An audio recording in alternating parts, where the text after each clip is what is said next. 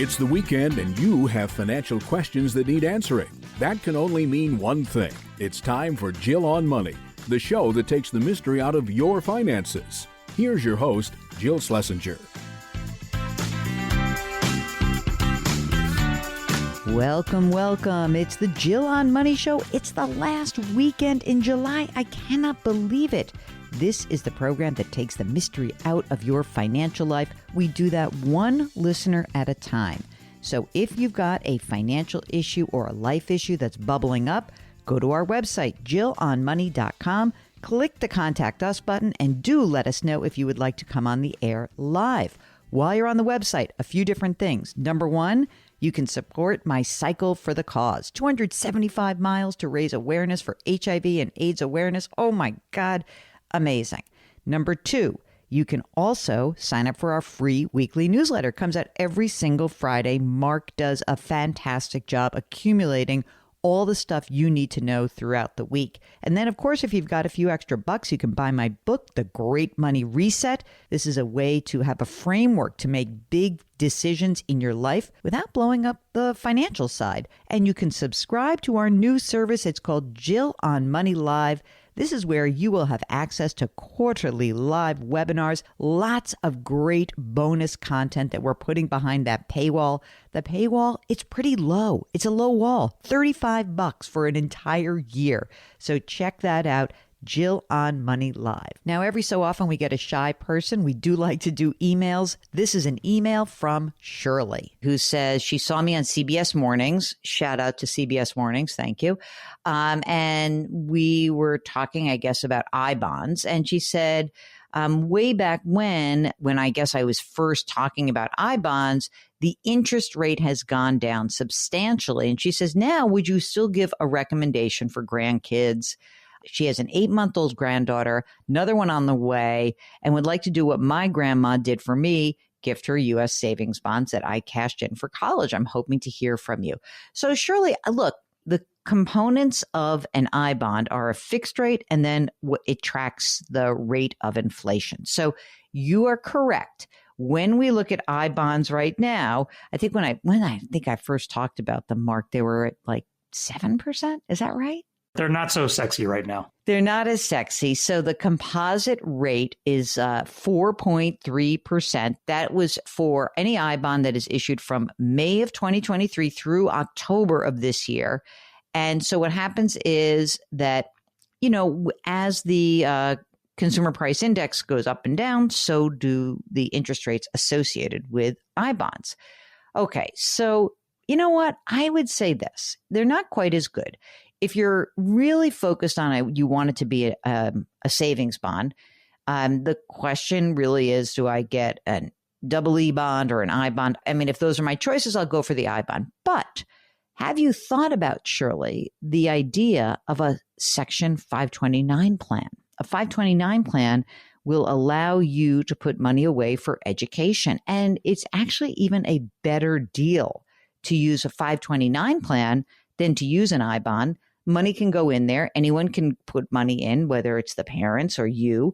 If the kid goes to college, it's great. But if your child does not go to college, as long as that account is open for 15 years, you can roll over $35,000 total into a Roth IRA later in life. So I much prefer the 529 plan. I really do. So hopefully, if you're focused on that, I would do a 529 plan instead. I'll say this right now. I have 10,000 in I-bonds. Amanda has 10,000 in I-bonds. I will say that there's zero chance I hold them for 5 years. Really? Yeah, it's almost not worth it right now. I can get as much or better in a money market fund.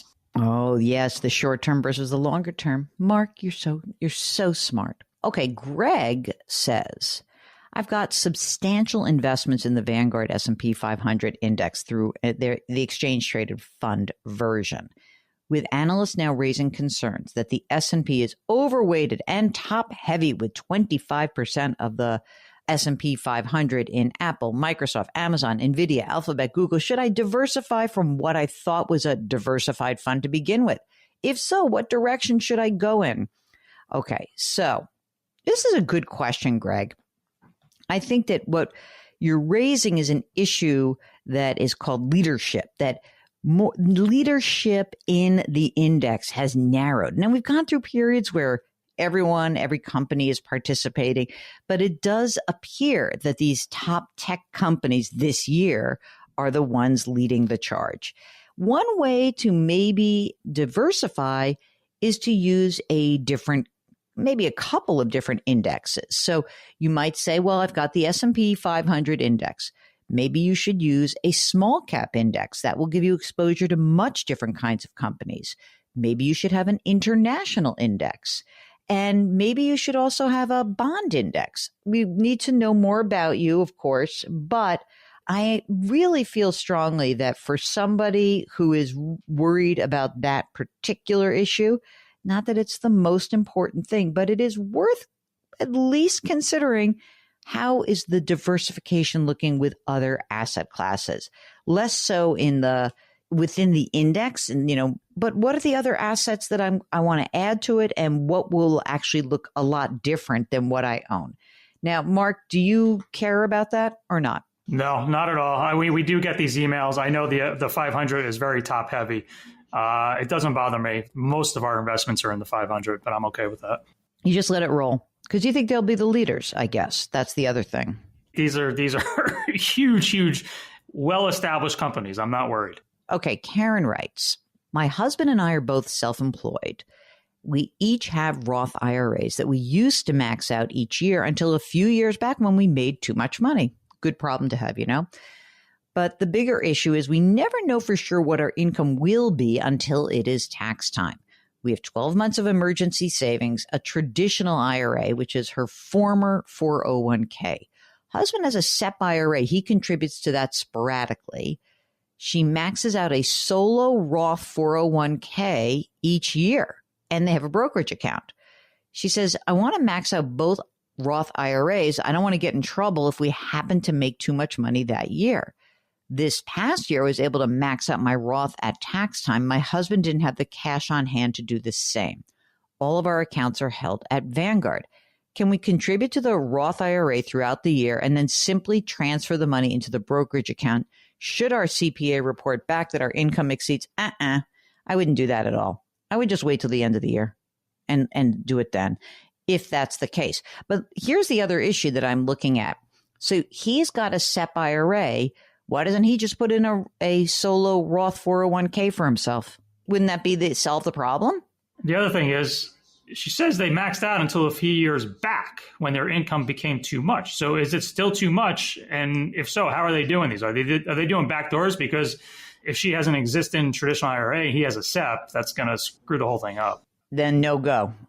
I think so we need more information, but I think that the solve on this is get rid of the SEP IRA and her former 401k, which is a rollover. They can't do backdoor Roths, and have him open up a solo Roth 401k. And now she doesn't have to worry. They can put as much money as they can in there. And if they have extra, fine, but wait till the end of the year. If you have something that's on your mind, maybe it's keeping you up, maybe it's not. Maybe everything's just fine and dandy. You just want another set of ears and eyes on your situation. Go to the website, JillOnMoney.com, click the Contact Us button, and we'll get your note. The Jill on Money Show will be right back.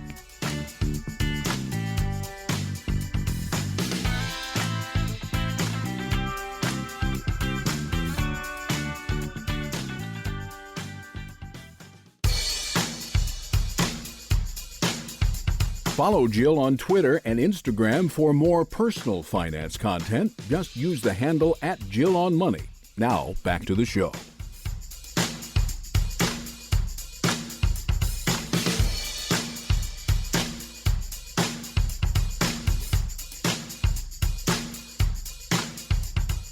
You're back. It's the Jill on Money Show, and we are trying to help you make better financial decisions. Not the best, but the better decision for you, for your family. And it's important to remember that this is about you. So if you've got a question, go to the website, JillOnMoney.com, and click the Contact Us button. Let's talk to Bob, who's on the line from Connecticut. So, Bob, what brings you to our airwaves? Well, Jill, after listening to you for so long and getting so much valuable information, I got to the point where I had an issue, and I thought perhaps I should reach out and see if you could be of some help for me.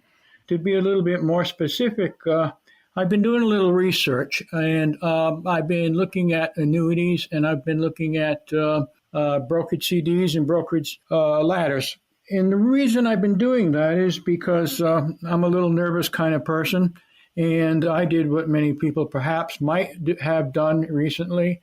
Is I panicked in the last year late, and I've moved my money, my primary accounts, from being in a robo account to being in the money market. And I need to make some changes and get back in the mix of things. So that's where I need your help. Okay, so let's talk a little bit about what you have. First of all, how old are you and what is your income? I am 80 years old. I have been retired now for 11 years. I'll mention to you that I don't have a mortgage and I don't have any debt. Okay, how about income? You have Social Security?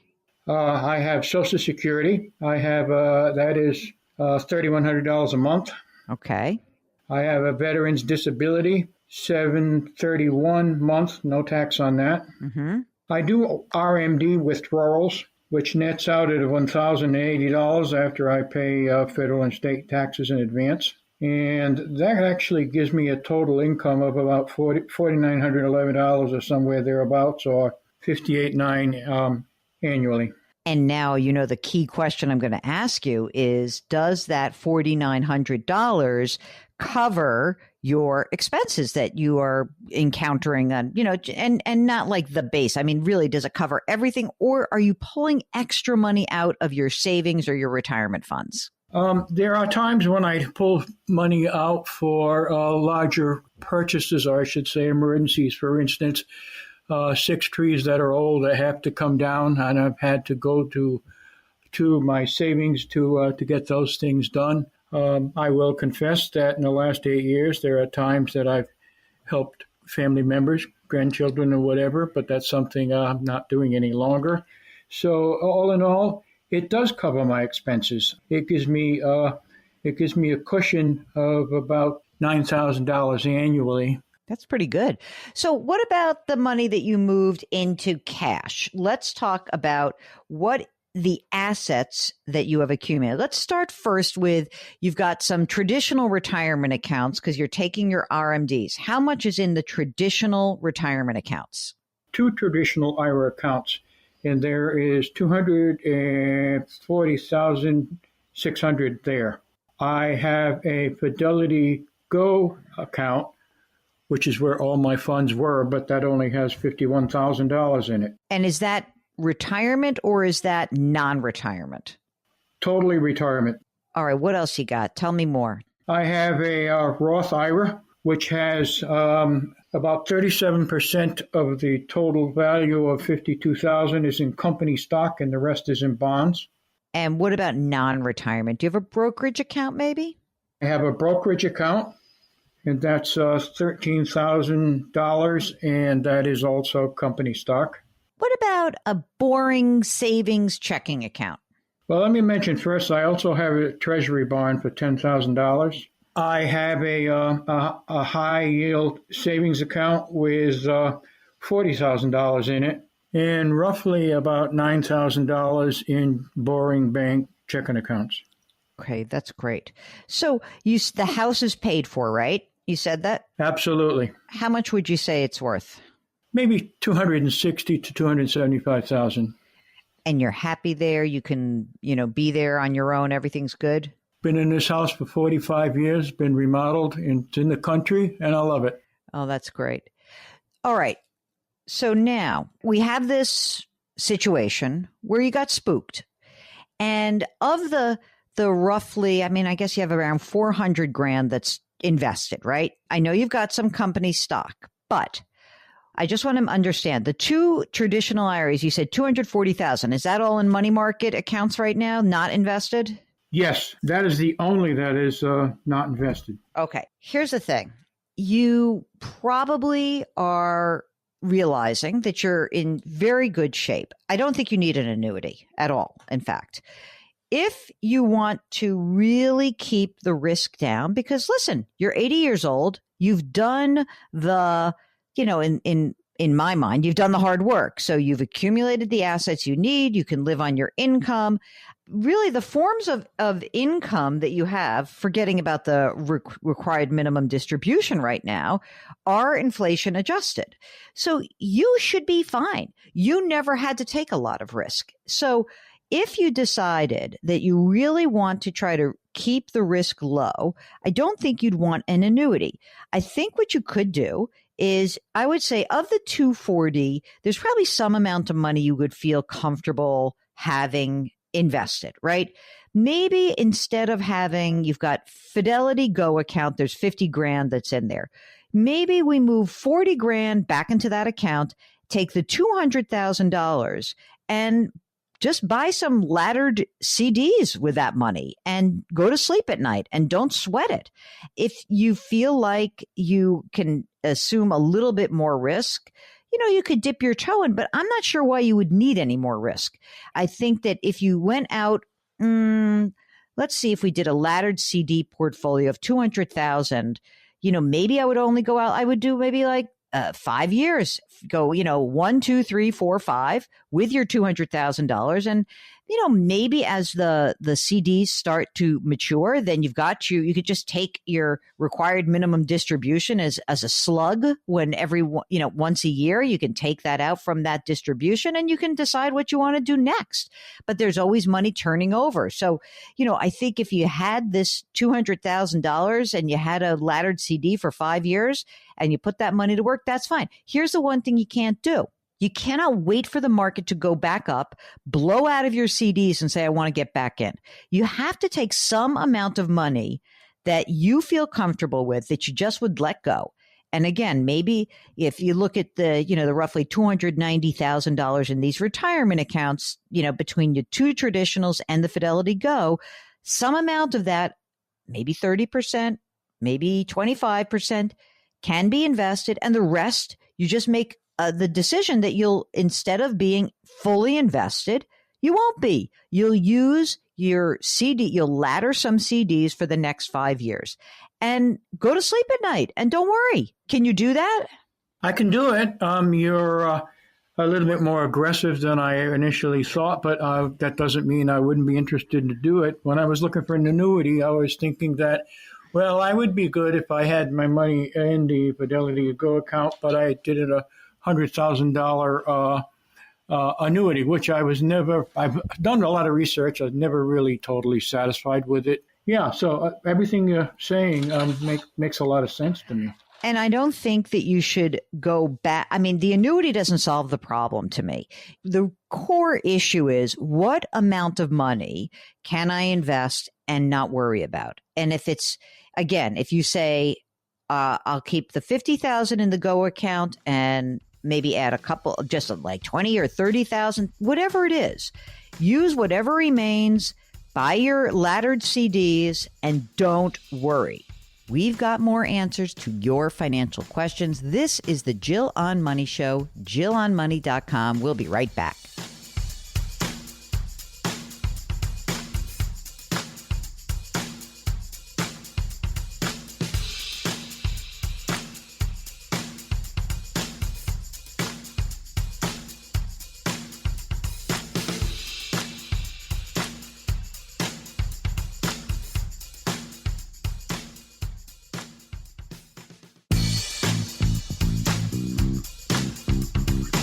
Welcome back to Jill on Money, where Jill Schlesinger takes the mystery out of your finances.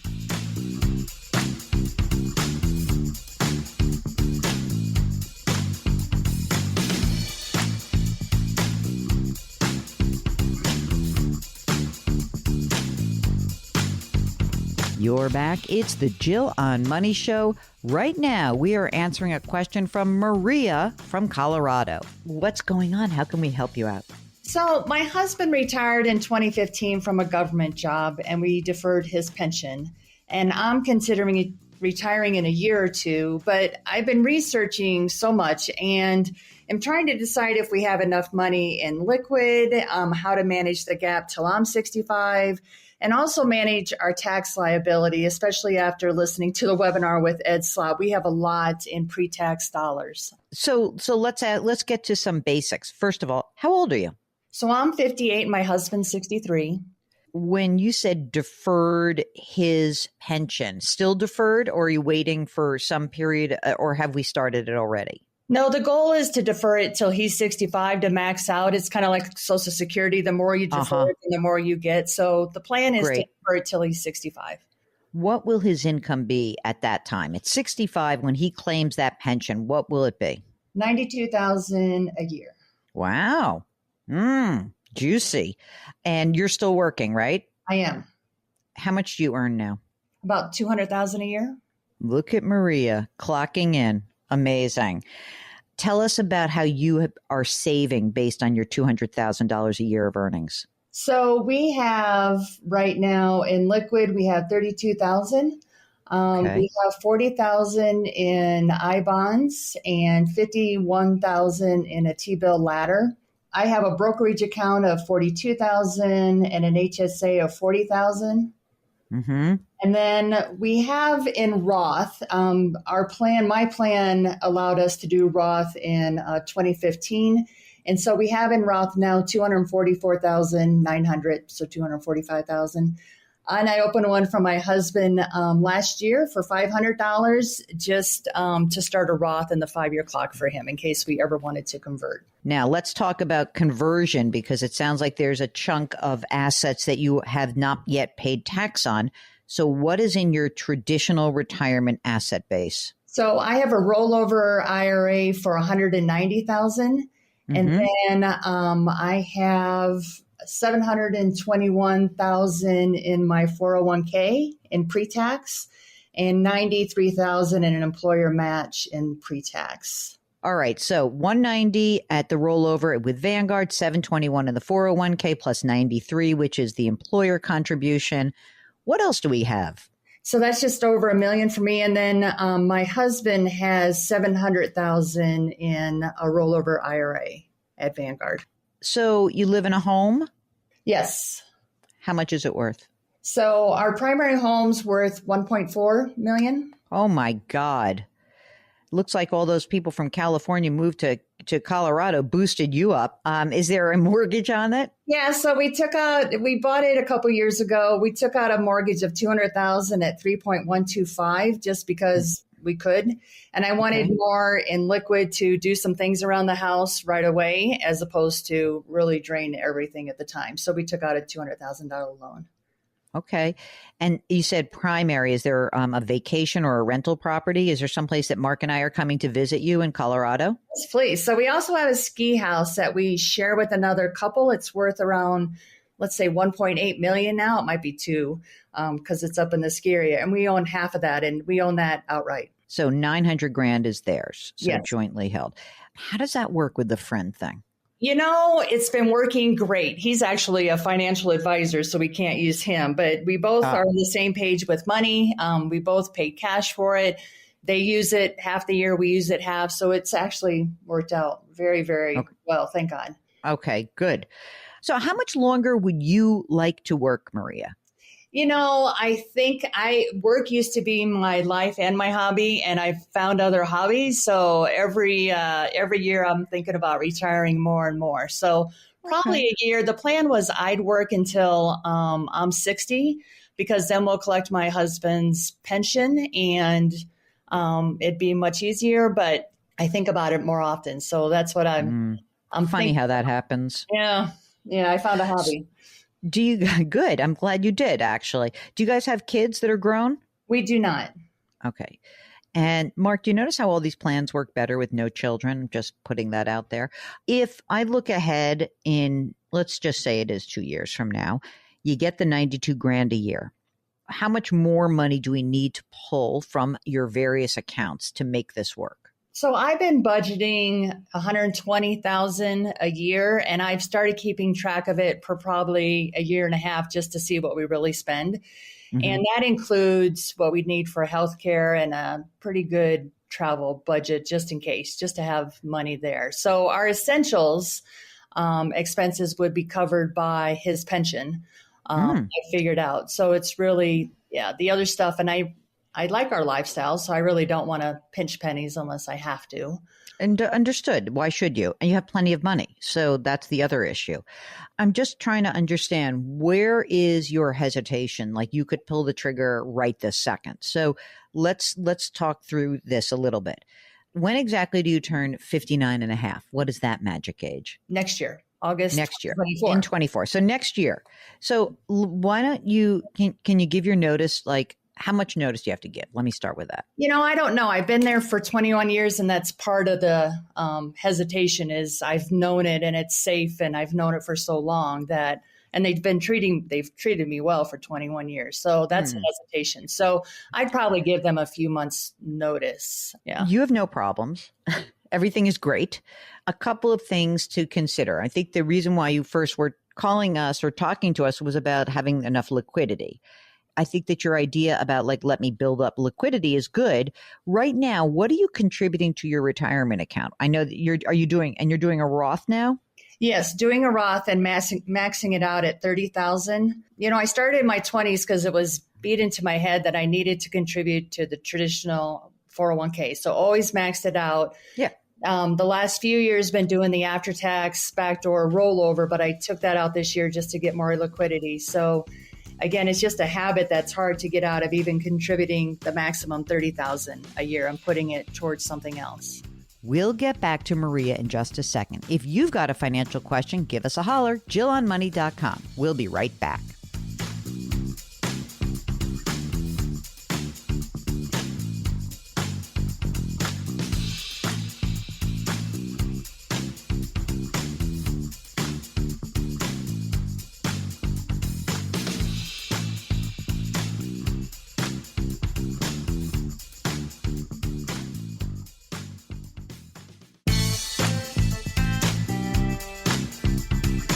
.401ks, IRAs, refinancing, she covers it all. Back to Jill on Money with Jill Schlesinger.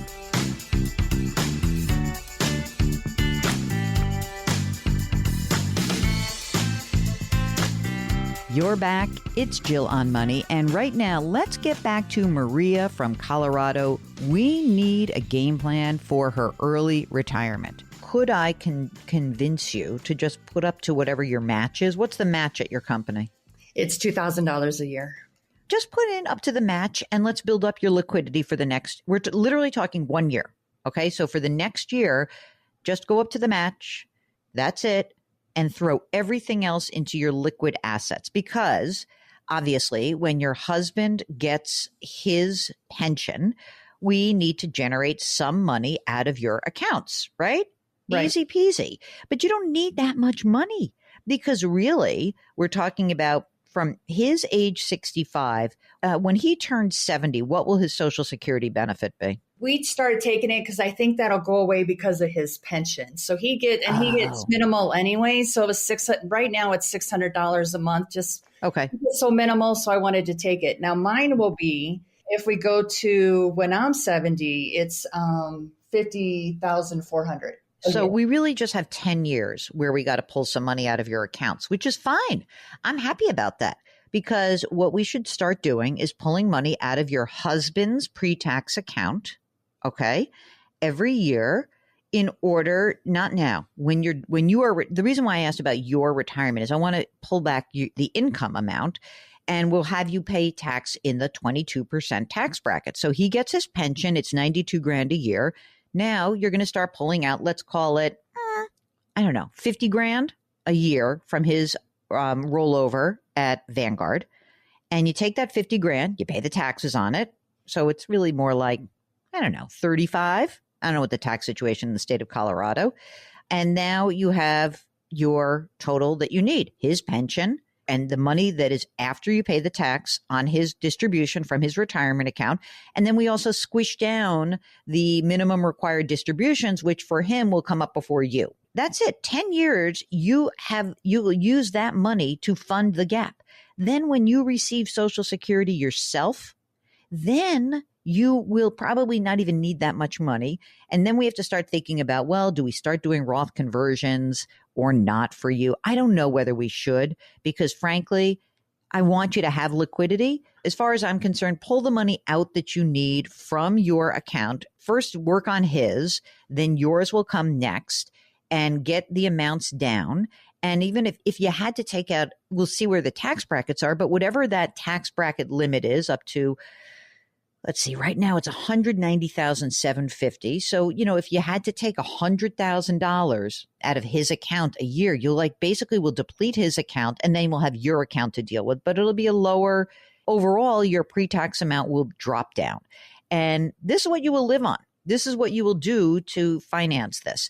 And of course, if you sell the ski house in between, you barely even need to do this. But I will say that you have plenty of money. You should say to yourself, okay, I'm going to retire next year.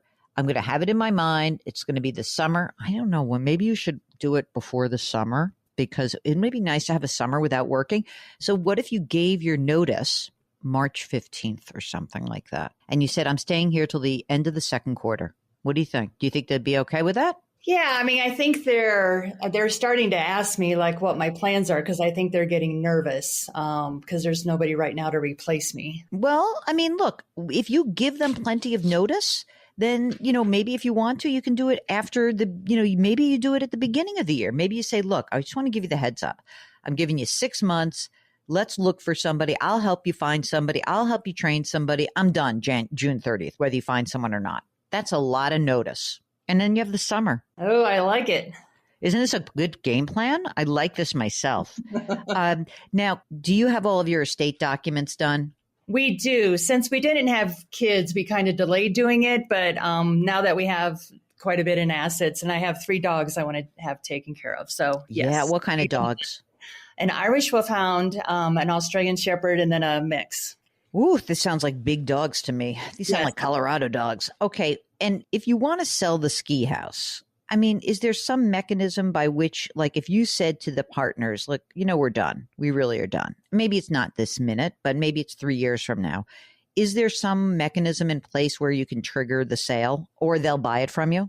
Yes. Since we're both business minded, we have a contract set up and a buyout set up and the different options for buyout and the steps. Amazing. I love it. Okay, good. Now, Mark, you can go and do your thing. Well, I was just curious what the newfound hobby is. Yes. What is our hobby? Pickleball. Oh, boy. Oh, yeah, it is. Yeah. Mark is very anti-pickleball. It's a good thing. It is great. My friend Vicky is so into pickleball that she went to pickleball camp in Florida. She lives in New York. She loved it. It's great exercise. It's good social, good people. You're such a hater. Mark is a hater. No. I think it's because I'm a tennis purist. I know. Okay, whatever. Pickleball. So I know it's a cliche, but it is exercise. So we love it and we love you. So any other questions for us, Maria? I don't think you need by the way, I don't think you need an investment advisor right now. However, I'm going to send you the name of somebody. Okay. Because I know someone in Colorado who's actually really good and you probably don't need him right this second, but you will need him perhaps when you are thinking about retirement. Thank you. Because once I have a plan, then I'm good. It's in my mind. I'm still formulating my plan. And so it's all over the place. But once I have a plan that I can stick to, then I think I'm more comfortable. If you need help with a big financial decision, we're here for you. JillOnMoney.com. Click the Contact Us button.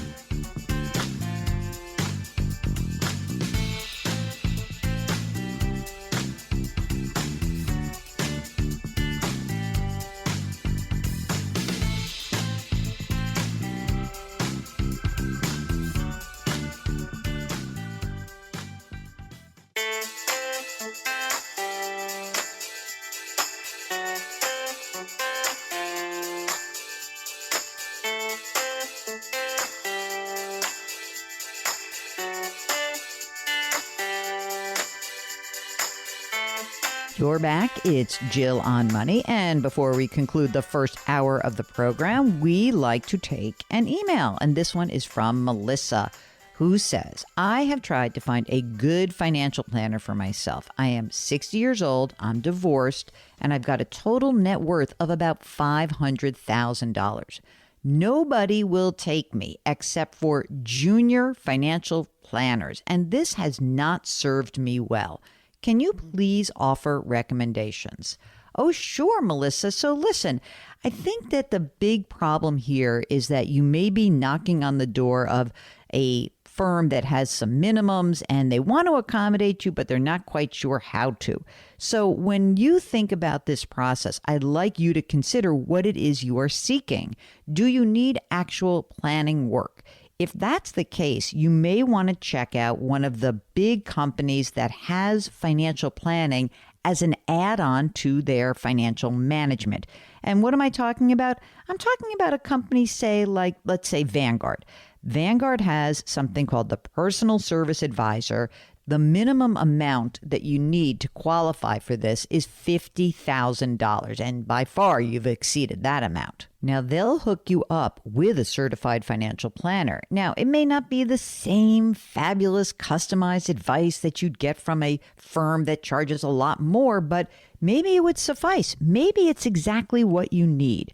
Alternatively, you may want to try other services that are similar, like Betterment, which has this same service. Schwab has this service. Or I would like to encourage you to maybe contact us and follow up. Maybe we can walk you through the decisions that you are facing and help guide you to get to the best possible decision for you. And if we could do that without the fees, that could be kind of great, right? If you need help thinking about how to hire a financial professional, give us a holler. All you need to do is go to our website, jillonmoney.com, and click the Contact Us button. Or while you're there, check out the resources section. That has the questions you need to ask before you hire a financial professional. Jill on Money, we'll be right back.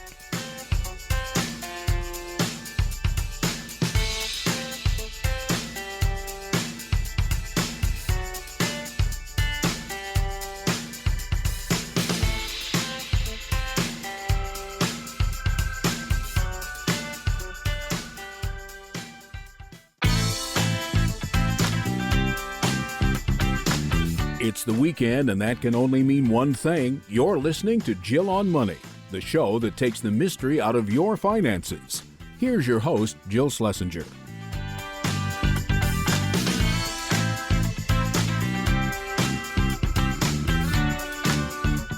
Welcome back. It's the second hour of the Jill on Money show. We are here trying to answer your financial questions, one listener at a time. And if that means that you are a little bit shy, that's okay. You don't want to come on the air live? No problem. Just go to our website, jillonmoney.com. jillonmoney.com, and click the Contact Us button. You can write us a note, and we often will read your emails on the air. If you are going to do that, try to provide us with a lot of extra information, because I can't ask the follow-up questions that I usually ask. And, it really robs me of me being nosy about your financial life and also your real life. While you're on the website, don't forget to check out all of the great content that lives there. So there is a blog section. That's where I write and think through all the big issues of the day. You might want to check out my little Powerball post. That was kind of fun. You can also check out the resources section, the videos. You can sign up for the free weekly newsletter. And if you've got a few extra bucks to spend, I encourage you to check out my book, The Great Money Reset.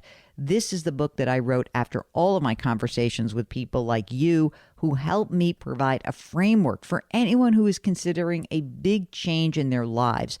And we want you to make these changes. We want you to go after it, but we want you to be responsible in doing so. So check it out, The Great Money Reset. It is on the website, jillonmoney.com.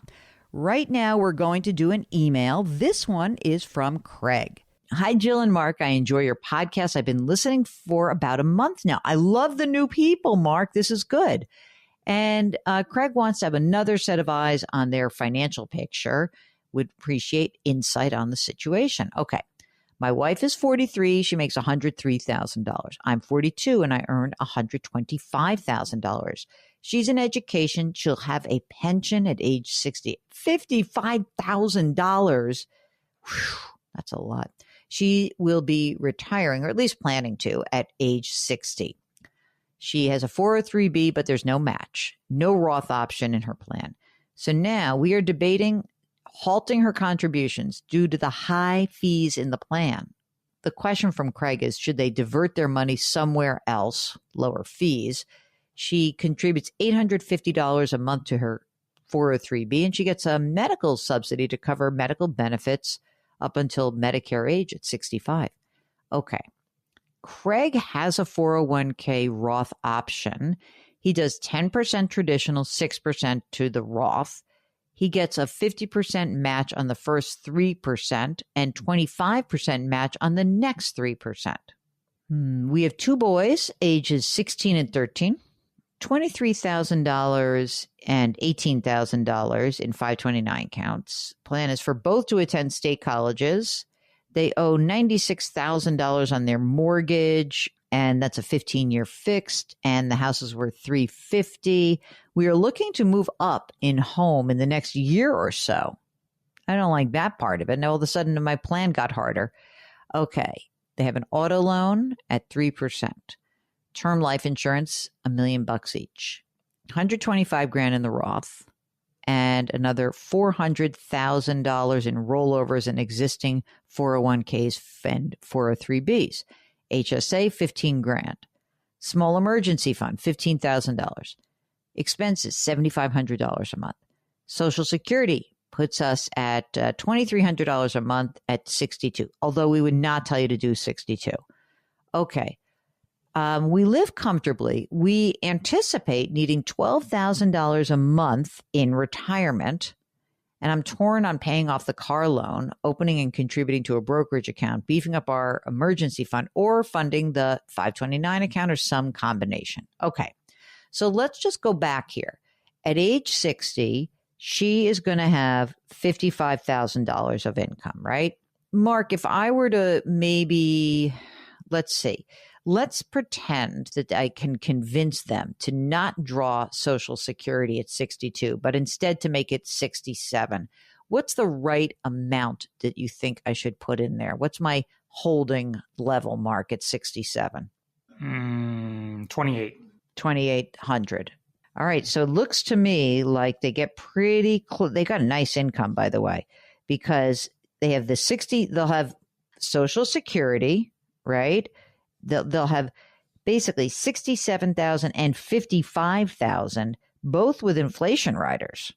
So that will give them $122,000 of gross income. So we need to produce from their accounts about $4,000 a month.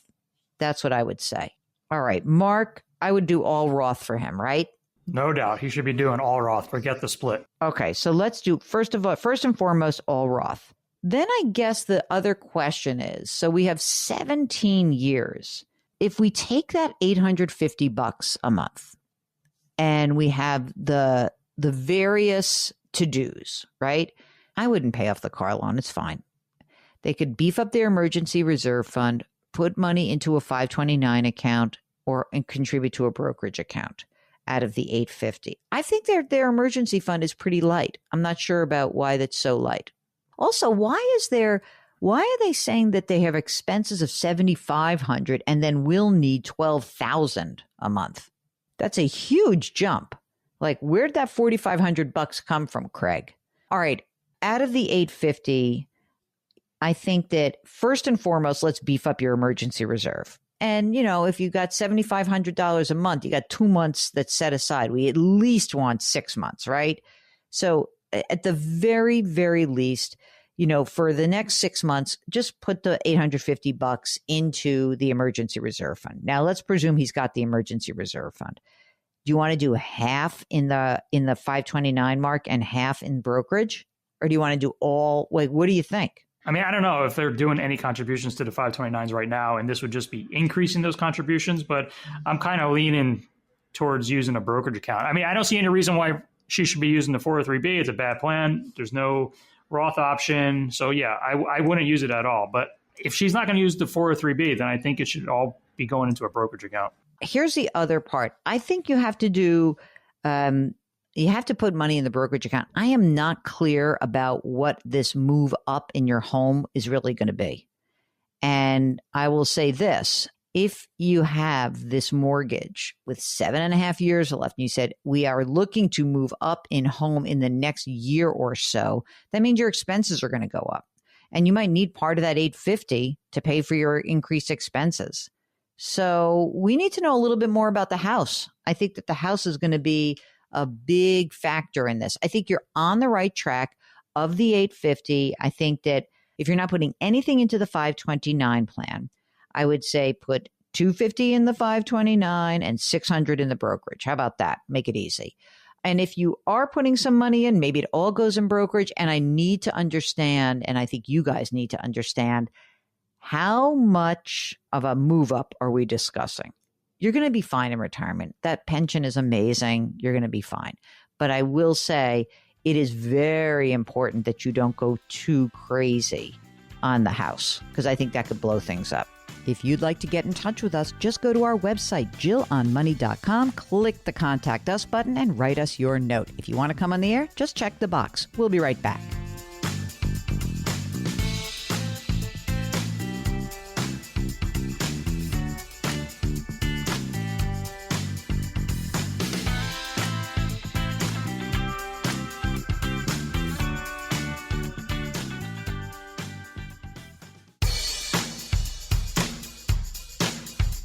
Follow Jill on Twitter and Instagram for more personal finance content. Just use the handle @JillOnMoney.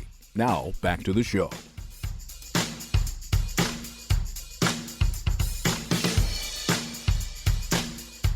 You're back. It's Jill on Money. We are here trying to help you make better financial decisions. And we also want you to know that we are not the type of people, Mark and I are not the type of people who are certified financial planners and it's all math. We know you have a real life. We know that you have considerations that may not be based on only the numbers.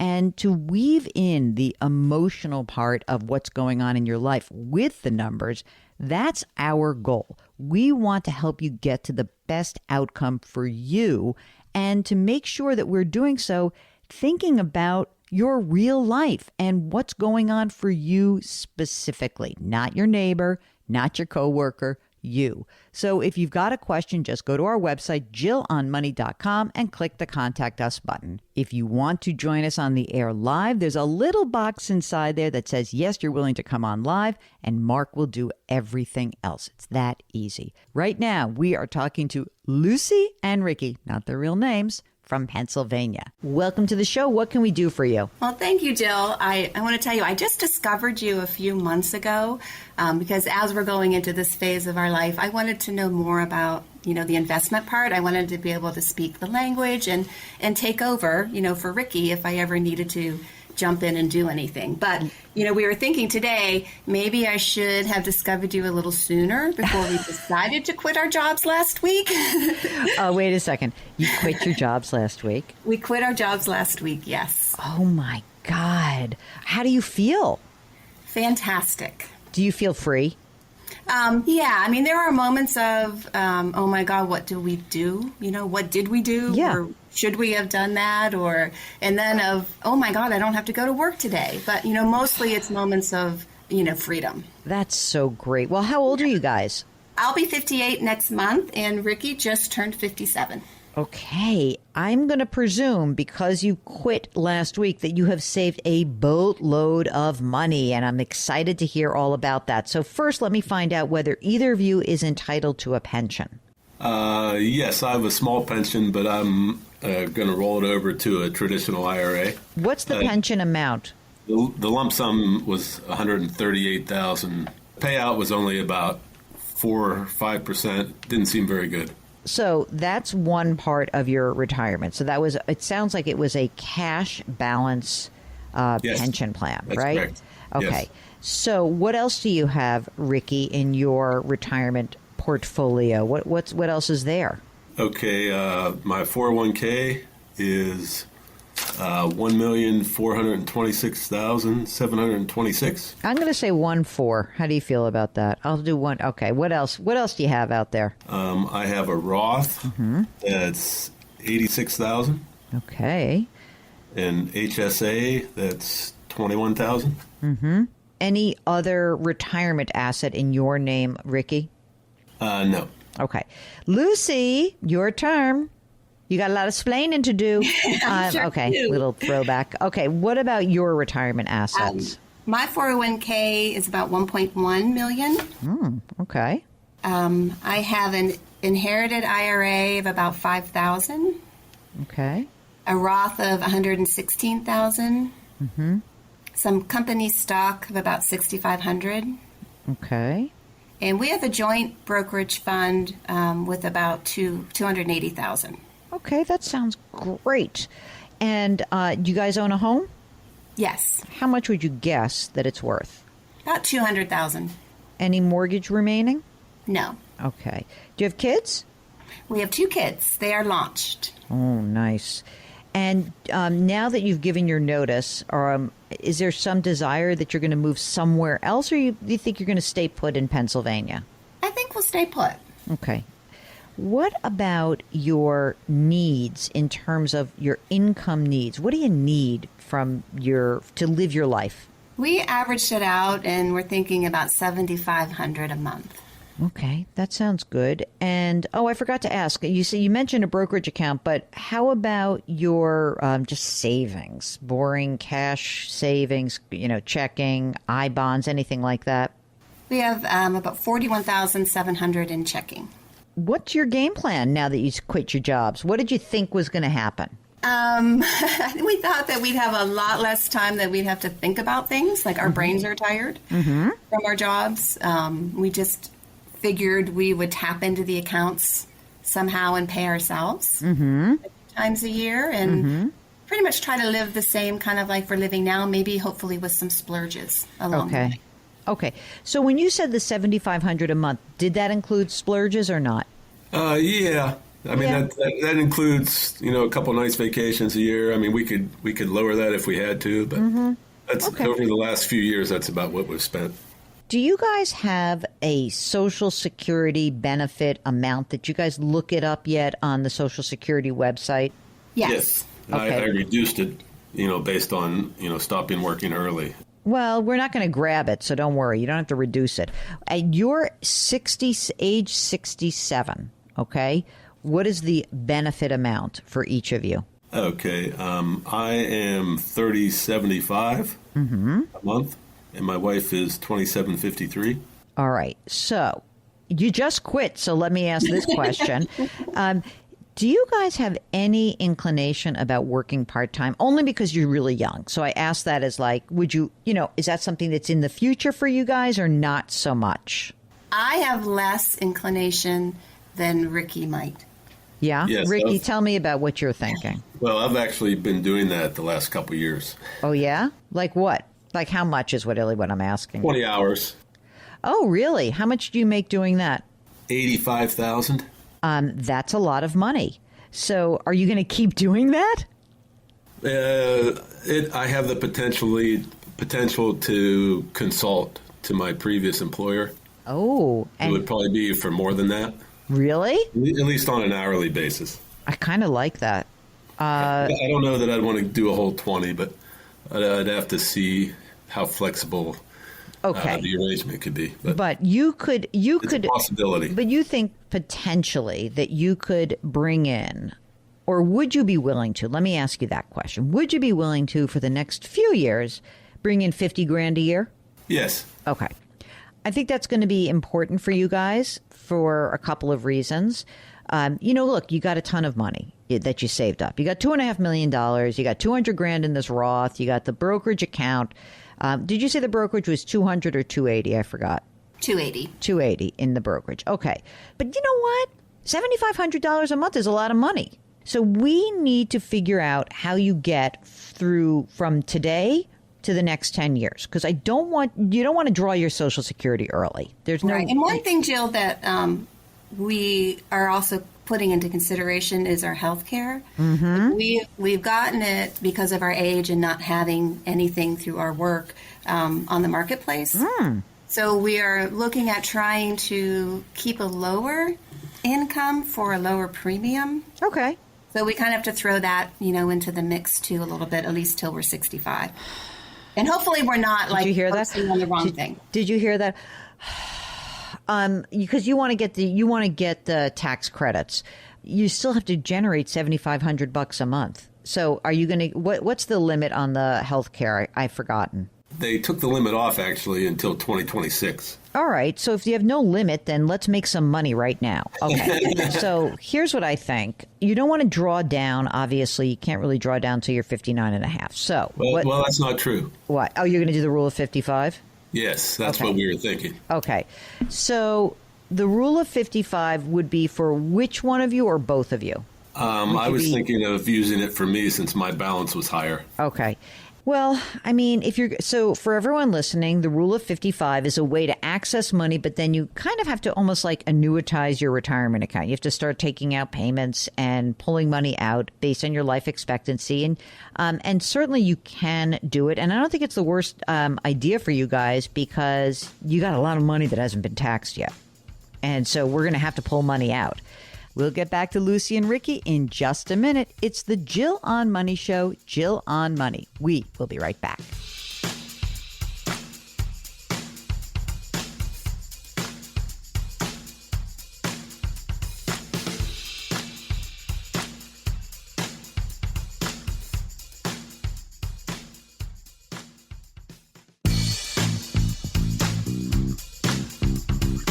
Welcome back to Jill on Money, where Jill Schlesinger takes the mystery out of your finances.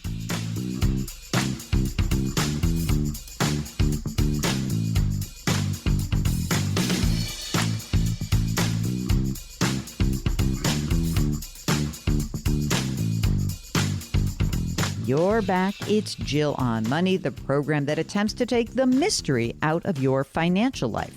And we do that by encouraging you to go to our website, jillonmoney.com, and clicking the Contact Us button. When you do, a form will appear.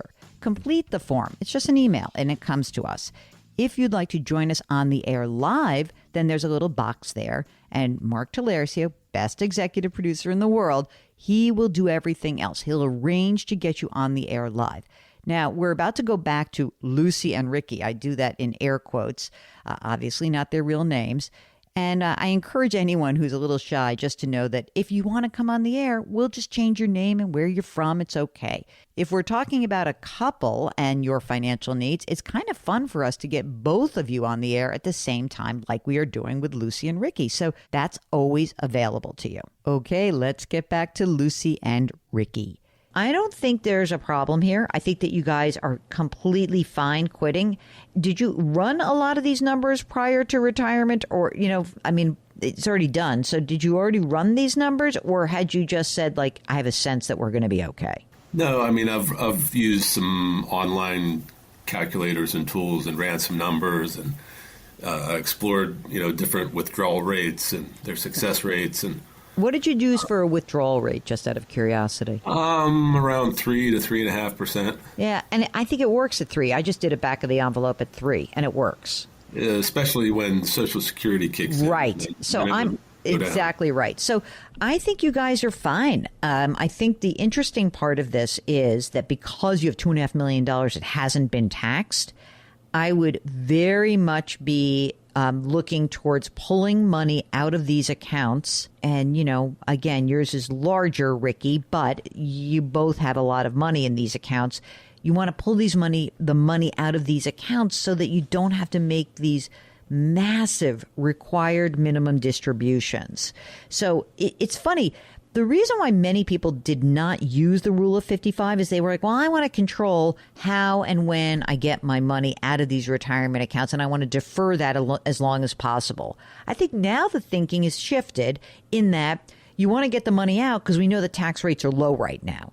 You can't pull so much money out because it'll screw up your marketplace tax benefits, but I wouldn't care so much if you didn't get that. It's more important, actually, for you to get the money out of these accounts than it is that you pay a little extra for your health insurance. I got to be honest. All right? That little extra is actually quite a bit, actually. How much? It's about $12,000 a year. $12,000 extra.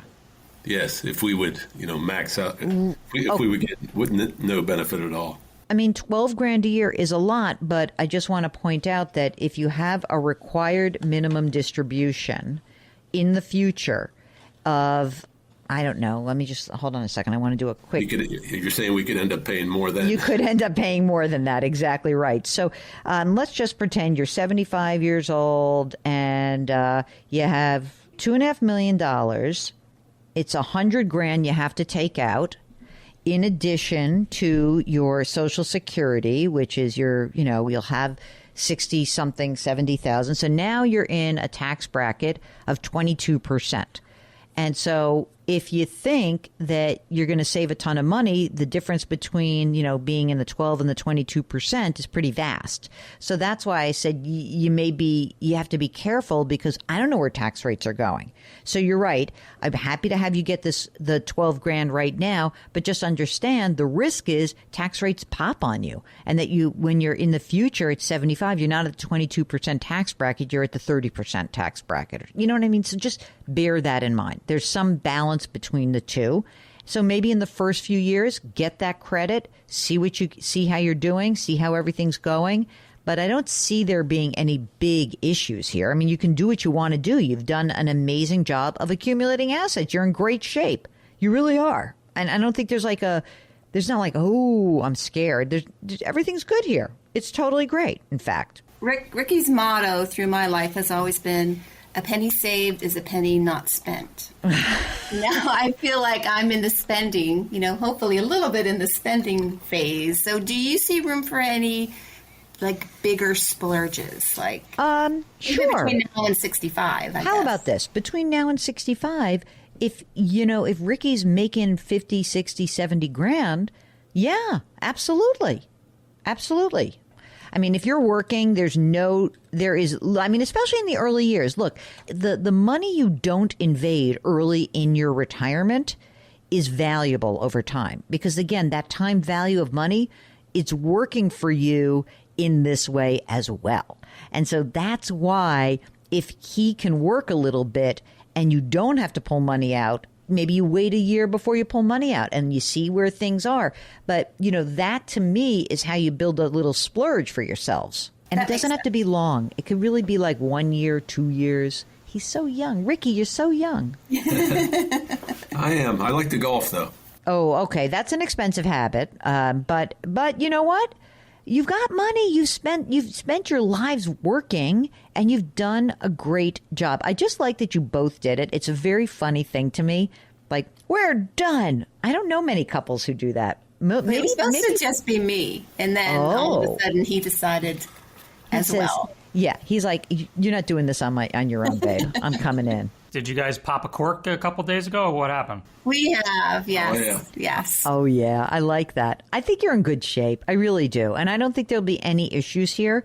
And I see why you're going to do the rollover, because it's not like a traditional pension plan that keeps accruing credit. So roll it over. You guys feel comfortable managing your money? Yep.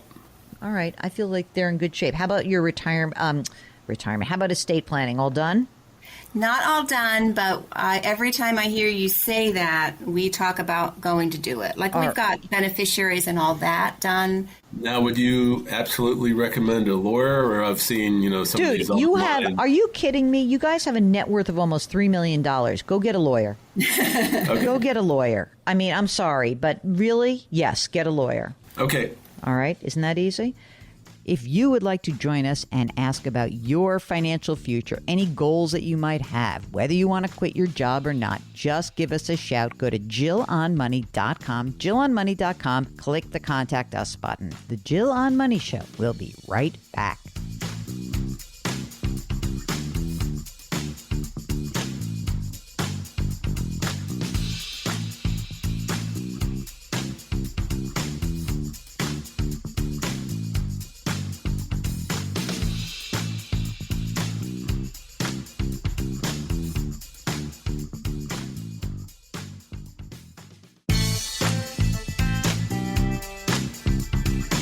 .401ks, IRAs, refinancing, she covers it all. Back to Jill on Money with Jill Schlesinger.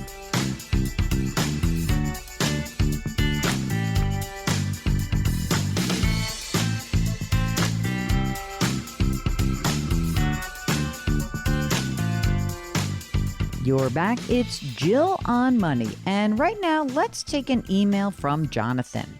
Hello. I was wondering if I need to save my money in things other than tax advantage accounts like 403Bs, 457s, IRAs, and SEP IRAs. My wife is 42. I am 44. We have about $1.5 million in these accounts. Unfortunately, we only have around $50,000 in our Roth IRAs. We also have around $2 million in a taxable account. Mark, wow. They got 2 kids who are 8 and 4. They put $10,000 each year into their 529 plans, and they get a state tax break doing that. They own 2 homes, both of which are paid off, and they're worth $900,000 in total. They own their own cars outright. This is shocking how good this is, because Jonathan writes, I got a late start in saving. Really? Because this is kind of amazing. He says, I can see that we could have too much money in our taxable accounts. He means in his tax deferred accounts, leading to a required minimum distribution catastrophe. They spend $10,000 or $12,000 a month, and they expect this to be around where they will be before inflation throughout our lives. He says, I make between $700,000 and $800,000 annually. Wife is home with the kids. Well, first of all, you've done a tremendous job. There's nothing bad that's happening. The question I have is, do you have other choices on the 403B or the 457? Could you potentially have a Roth option on those? Even though you make a boatload of money, maybe it's just time that you started paying the tax that's due at the top bracket, because it seems like you're right. You're on track for having a pretty nasty required minimum distribution. But, listen, I don't know where you live, but if you're in a high tax state and you're also in the 37% top bracket, it's rough, and you're doing a good job. You've got the non-retirement assets, but maybe just pull back, either put money into a Roth if you have that available, maybe pull back and just put money into the matching component of whatever you have available, or maybe just cut back a little bit. I don't know if you're maxing out a 403B and a 457. It sounds like this is the kind of person who would do that. This is a rich person's problem. It's a great problem to have. You're amazing. You're in great shape. So I think the what should we do is maybe consider pulling back on the pre-tax, adding more in brokerage, and seeing where you land. I think that makes sense. By the way, here's the opposite end of the spectrum. This is why I love our show. Keith writes, I have 3 credit cards that I'm not using, and looks like he's carrying $25,000 of debt. And he says, I'm thinking about pulling out $25,000 of equity from my condo to pay off the debt. Your thoughts? I don't love that. I want to know what else you got out there. The paying off of the debt, I love. The question about where to pull the money where you could pay off the debt from, that's my bigger question. Is the condo the only asset you own?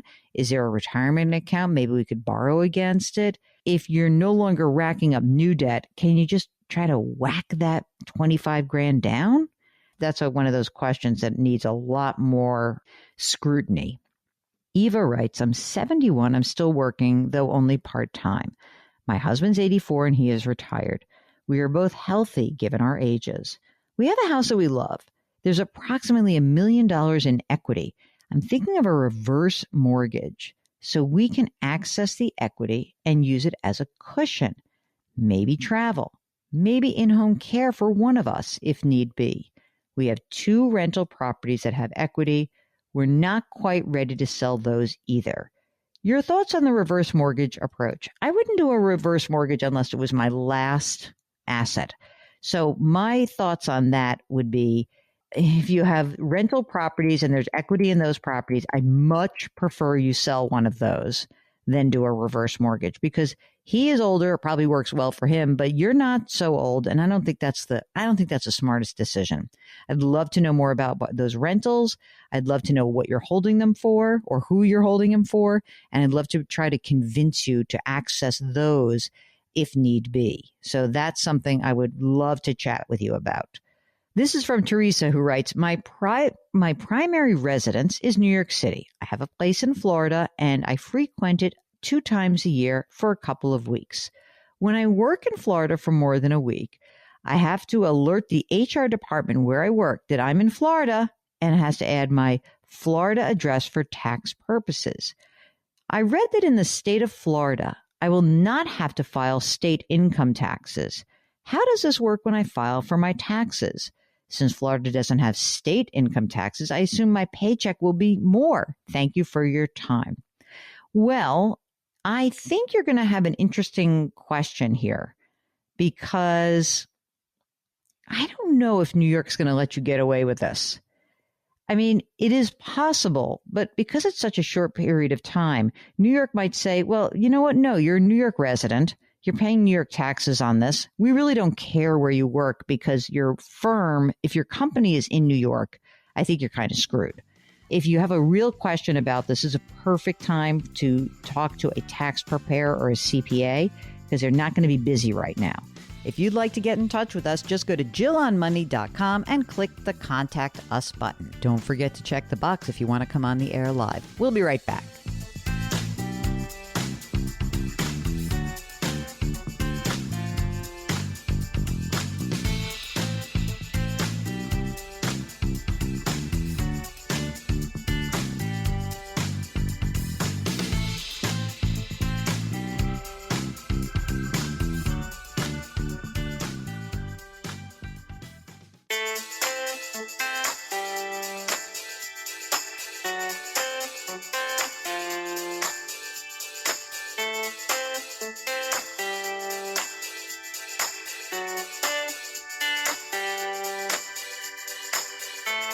You're back. It's Jill on Money. And before we conclude the program today, let's make sure we get an email squeezed in at the end. This is from Linda, who writes, my husband and I live in Maine, and we will be retiring in 5 years. I'm confused about how taxes work when we retire. Our goal is to stay within the 12% tax bracket. I know our Social Security is part of our federal taxable income. At 65, my husband will receive $2,690 a month in Social Security, and I will receive $2,383 a month. This comes out to $60,000 a year. To stay in the 12% bracket, as it is right now, do we take out $29,000 from our traditional 401k, or do we take out more money to pay the taxes on the $29,000? First, a little primer on Social Security and taxation. I want to be clear, I have not memorized this. I went straight onto the Social Security website, which is ssa.gov. Some people have to pay federal income tax on Social Security benefits. This happens usually if you've got other income, but you can withhold some money to make sure you pay the taxes. But for individuals, if you make more than $34,000 a year, whether through Social Security or other income, you're going to be paying tax on that. If you are filing jointly and you make more than $44,000, 85% of those benefits will be taxable. So now back to Linda. In order to pay any tax that's due, you're going to have to look at all of your streams of income and determine whether you need to pull some more money out of your 401k or not. One way to look at this also is to make sure that when you look at your taxes from last year, you're accounting for all the income that you receive. And it takes a little bit of work, but you'll get there. Okay, that is it. That is the program. Our music is composed by Joel Goodman. Mark Talercio is our executive producer and web king, and he's really great at that. All of our information lives at JillOnMoney.com. Don't forget to lift someone up, change your work, change your wealth, change your life. Thank you for listening. We'll talk to you next week.